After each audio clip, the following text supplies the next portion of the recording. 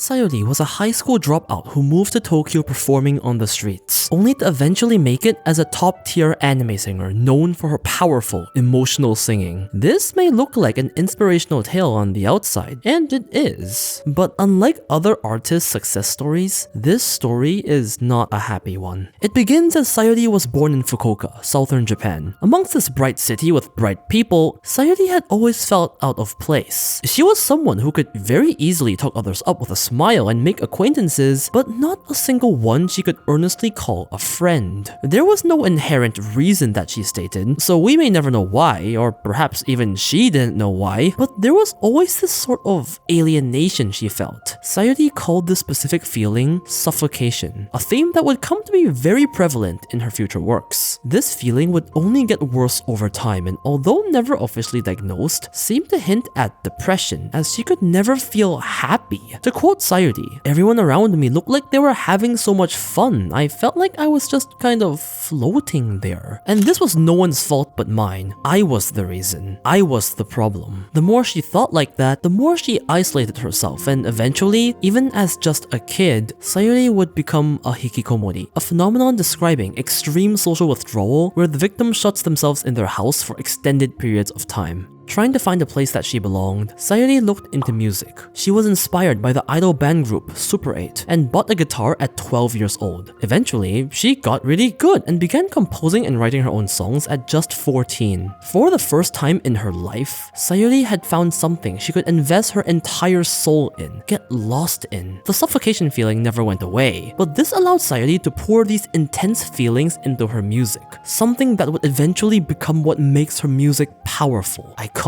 At only 14 years old, Sayuri began her music career by performing at live houses. She didn't have the confidence to perform solo at first, so she would duo with someone in a duo called Long Tao and be solely responsible for performing her self-made songs on the guitar, while her partner sang. But this began to feel wrong. Sayuri wanted to sing alone. After all, her songs were the personal screams of her heart. So very quickly, Sayuri would switch to perform solo, wielding just her guitar and her voice. Sayuri continued this life of living through music, performing at live houses in Fukuoka, until she eventually somehow graduated middle school and proceeded to high school. But things only got worse. At high school, she only felt more out of place, and the only thing high school gave her was depression. On the other hand, her music career was actually going pretty good. She consistently performed at live houses, and in 2012, at 15 years old, Sayuri became the youngest in history to win the Grand Prix at the 5th Music Revolution, a competition organized by well-known instrument manufacturer Yamaha. In 2013, her second year of high school, Sayuri couldn't take it anymore. On an impulsive decision, Sayuri took a leave of absence from high school and moved halfway across the country to Japan's capital, Tokyo. When asked if this decision made her feel anxious of her future, she simply responded with, "Music was the only thing I could think of. I didn't consider anything else, so I didn't feel anxious. Making a living on music was just the natural thing to me." Take note that throughout all of this, there hasn't been a single time where Sayuri talks about her parents' reactions regarding this choice, at least from what I could find. We have no idea what the extent of their involvement is in this decision. But anyway, Sayuri moved to Tokyo to make a life through music, and she started with a similar approach, performing in live houses. However, this approach did not work very well here. The audience tended to be very small, and while her singing was very good, she wasn't famous enough, and few people would purposely go to a live house just to see her. Keep in mind that one live house concert consists of several artists, so even if someone did like Sayuri, they'd have to sit through a few other artists they've probably never heard of just to see her sing 2 songs. And that's quite a hard sell. Sayuri then announced that she was holding a one-man live, yet this was looking to also be a failure, with only about 40 tickets sold after several announcements as the day of her live was quickly approaching. Sayuri sought for a different option. True, it was a personal goal that she wanted her life's first one-man live to sell out no matter what, but more than anything, she started to dislike the style of live houses. Live houses only provided a small, cramped space for people to listen to her, and are generally not interactive. The audience aren't allowed to talk, it never reaches anyone online, and it's literally just her performing to like 20 people. This was the polar opposite of what Sayuri wanted. The entire point of her music was an emotional scream of desperation, of how lonely lonely and alienated she felt, and she wanted this emotion to reach many others that could possibly relate, to tell them that they weren't alone, and live houses managed to do none of these at a large scale. So how would Sayuri manage to reach many people and sell her concert tickets? That's right, to the streets. In 2014 September, after 1 year of performing at live houses, Sayuri began what she would be known for to this very day: street performances. She'd perform 4 to 5 times a week at the heart of Tokyo, mainly around Shinjuku, Shibuya, and Kichijoji. To show and describe the feeling of suffocating she had always felt her entire life, Sayuri always performed on the street in a poncho, bare feet. She gets dirty, yes, but Sayuri says it helped her feel like she's one with the land, to give her that raw feeling that she really did perform there on the street. And you can tell what she means because raw is the best way to describe her voice, living up to her name, Hypoxia Girl Sayuri.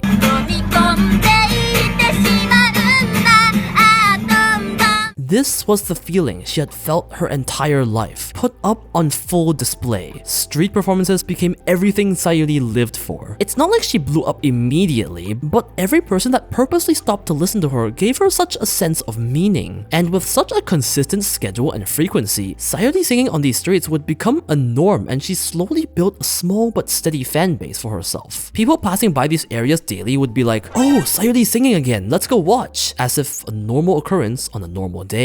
Combine that with an incredibly powerful and uniquely high-pitched voice with some of the most raw, emotional singing, and bam, she had a formula to success. After these street performances, she shilled and sold the tickets to her one-man live, and they sold like hotcakes. The tickets soon ran out, and her dream of performing a fully seated one-man live as her first came true the next year in 2015 March, where Sayuri performed alone on the stage of Tsutaya Honest. But again, rather than the numbers, it was the human connection that mattered the most. Happy birthday, Happy birthday, dear Sayuri.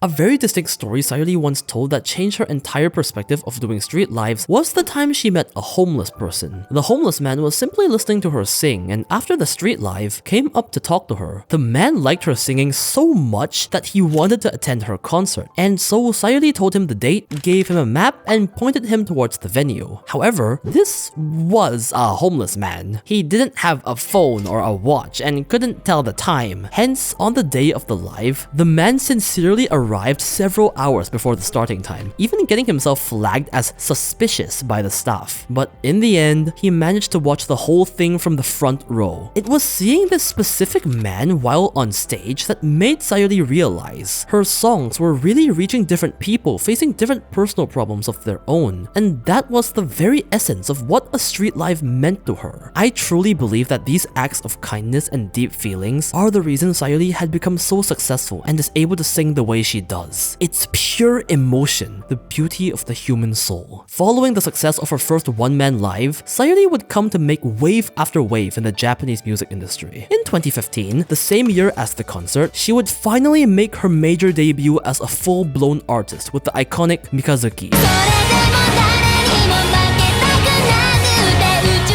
which would also be the ending song of Game of Laplace, the anime. The MV is particularly special as it's a mix of 2D and 3D, and would begin Sayuri's official title as a 2.5D parallel singer, with an anime character expressing the feelings of suffocation Sayuri had felt her entire life. Hence the official artist name, Hypoxia Girl Sayuri. Next year in 2016, another viral anime song would come, in Sore wa Chisana Hikari no Yona, as the ending song of Erased. In April, Sayuri would once again hold a one-man live, but things went so differently this time after just 1 year. The tickets sold out in seconds, literal seconds, forcing the staff to add 3 additional lives. In the same year, Sayuri would release 2 more singles, the third single being Lula Da Lula Lula La Lula. No, that's like the name. The song she sang to win the Grand Prix at Yamaha's competition back then, and the fourth single, Ruraregai Girl, in collaboration with Radwimps, who created the song for her. Yes, the very famous Radwimps that did the songs for the very famous Your Name. Keep in mind, this collaboration happened just about half a year after the release of Your Name, when Radwimps was blowing up, leading Sayuri to also gain a massive following. The momentum did not stop in 2017. The next viral anime song, Heiko-sen, the ED of Scum's Wish, was released. It's incredible how it feels like every single Sayuri anime song just blows up. And finally, with all these singles, Sayuri finally released her first official album, which broke her personal records, reaching a top 1 on the Oricon Daily albums and top 3 on the weekly albums, marking her first ever top 3. These numbers weren't just for show either. I haven't mentioned it yet, but even after her major debut as an official artist, Sayuri didn't stop doing street lives. After all, they were the essence of what she loved about performing music. Unfortunately, this would start to spiral a bit out of control. As Sayuri was getting more and more popular, the number of people stopping by to listen gradually increased, until pathways started being blocked and it was causing trouble to the general public. There was literally a time recorded when Sayuri had to be stopped mid-performance by the police. To combat this, Sayuri started doing more organized street lives, gaining permission from the authorities and setting up a small stage somewhere on the streets. This street life at Shinjuku Station in 2017 that garnered an audience of over 2,000 people just came to show how far her street performances had come. And her professional artist career was also still on the rise. I am not going to go by everything year by year anymore, but some incredible tie-ups she's had are a Fate song, a collab with huge J-rock artist My First Story in the form of song Reime, which was also the OP of Golden Kamui Season 2, an ED for Boku no Hero that helped her reach the mainstream shonen audience, an ED for Fairy Tail 2.0, the Wish version. She was invited to big music festivals, did big concerts, even overseas in LA and Germany, and her fame reached new heights. Sayuri had become an icon as a top-tier Annie singer. And finally, the grandest of all in 2022, her greatest and last ever single, Hananoto for Lycoris Recoil. The song essentially became a huge meme in Japan. It blew up. Hananoto even won Grand Prix at the 2022 Annie Song Awards. I love this song. Can you tell? But after the release of her second album, ironically named after her own name, Hypoxia Girl, things would eventually take a turn for the worse. In 2023, there were no big releases, but Sayuri did continue her concerts as always with great success. However, 2024 was when everything would change. The year started out happy in March with a very sudden marriage announcement to artist Amaarashi. Looking back, it seemed as if they had worked together on several projects, so that's probably how they met, and everyone was happy for them. However, soon in July, Sayuri would announce a hiatus because of being diagnosed with functional dysphoria, a kind of voice disorder where essentially her voice quality is impaired, but there's no obvious physical or neurological reason. That was fine, I guess. Artists and VTubers face voice and throat issues all the time. Everyone wished her a speedy recovery and went about their own days. However, out of nowhere on September 27th, a sombering announcement would be made. Sayuri had passed away a week before on September 20th, and her funeral had already been held with all respect to the privacy of her family. Everyone was at a loss of words. It really just came out of nowhere. I do want to make one thing clear. There is quite a lot of misinformation that she